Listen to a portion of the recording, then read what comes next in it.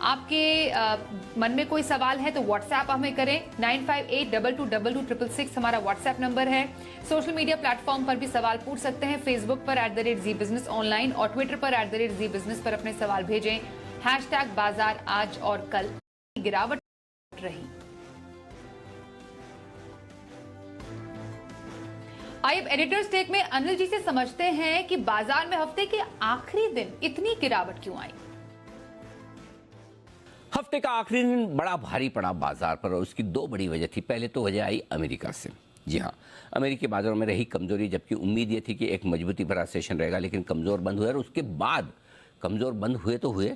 Dow futures सुबह से लाल निशान में और अपनी कमजोरी दिन भर बढ़ाते नजर आए, तो फिर खरीदने की वजह कोई ग्लोबल मार्केट से आती दिखी नहीं और लगभग सारे विदेशी बाजार हल्के फुल्के कमजोरी के साथ ही ट्रेड करते हुए दिखे थे।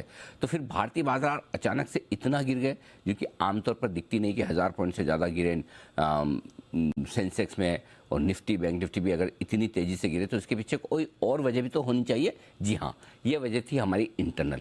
पिछले 2 दिनों से एफआईज ने बिकवाली का दबाव बड़ा तेज़ी से बढ़ाया है, जोर से बेचा है, और कल के सेशन के भी जो आंकड़े आए कैश मार्केट के, वायदा कारोबार के, ये सारे के सारे बेहद खराब थे और बस इसी के चलते तेज बिकवाली 500 के लेवल को बड़ी मुश्किल से निफ्टी बचा पाया क्लोजिंग बेसिस पे, और बैंक निफ्टी भी 41,000 के नीचे आकर 40,775 के आसपास बंद होता दिखा। तो नुकसान काफ़ी रहा। फर्स्ट हाफ में शुरुआत में थोड़ी बहुत कोशिश थी मिड कैप स्मॉल कैप शेयरों की तरफ से खरीदारी की, बढ़ने वाले शेयर ज़्यादा भी थे, घटने वाले कम भी, लेकिन जब दिग्गजों को धराशायी होते देखा तो बाजार बंद होते होते मिड कैप स्मॉल कैप शेयरों में बिकवाली का प्रेशर और ज़्यादा बढ़ गया। ये इंडेक्स तो इस तरह से लुढ़क कर बंद हुए कि पूछे मत। तो काफ़ी ज़्यादा कमजोरी आज ब्रॉडर मार्केट में भी दिखी। तो बड़े दिनों बाद एक ढंग की साइजेबल बड़ी मुनाफा वसूली पूरे मार्केट में अक्रॉस बोर्ड आज देखने को मिली, यानी कि थोड़ा सा मामला नर्वसनेस वाला था। ग्लोबल मार्केट्स और हमारे अपने संकेत दोनों ही कमजोरी के रहे। आइए अब संदीप जैन का रुख कर लेते हैं। संदीप जी, हफ्ते की शुरुआत कैसी हुई थी और अंत कैसा हुआ? मुनाफा वसूली का शिकार हुआ बाजार, अभी निवेशकों को क्या सलाह देंगे?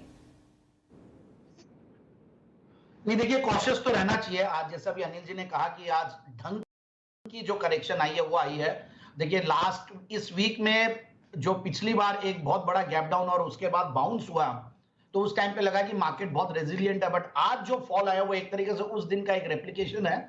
और मुझे ऐसा लगता है मिड कैप स्मॉल कैप में भी लास्ट में गहराई है। 2-3 दिनों से ऐसा था कि निफ्टी भले वॉलेटाइल हो रहा था, but mid cap small cap में पैसे बन रहे थे और वहां पे स्ट्रेंथ दिख रही थी, क्योंकि वो कैचअप भी कर रहा था, स्मॉल कैप इंडेक्स नहीं चल रहा था। बट ओवरऑल बैंक निफ्टी काफी स्ट्रांग था। हालांकि आज भी वो निफ्टी के मुकाबले कम टूटा है, बट ओवरऑल मुझे लगता है कि माहौल कॉशियसनेस का है और विक्स भी बढ़ा है और एफआईआईज भी अब सेलिंग में कुछ दिनों से है ही है। तो मेरे हिसाब से जो ग्लोबल क्यूज है उनका इंपैक्ट देखने को मिला है और आज अच्छा खासा अपने 50 डे मार्क्स के आसपास पहुंचने की मार्केट कोशिश कर रहा। हो सकता है कि 17,300 350 एक सपोर्ट की तरह काम करे, बट आज इतना बड़ा फॉल एक्सपेक्टेड नहीं था मार्केट को एंड बहुत बड़ा पेनफुल था। और इनफैक्ट पिछले कई महीनों का, इनफैक्ट आई थिंक जून की 16 तारीख से जो मैं दीपांशु को आज अपने ही चैनल पे, तब से लेकर अब तक की सबसे बड़ी फॉल है। सो हो सकता है कि और भी गहरा है। सो कॉशियस रहें और काफी सिस्टमैटिकली और डिसिप्लिन से काम करें। ओके, तो बाजार पर राय रही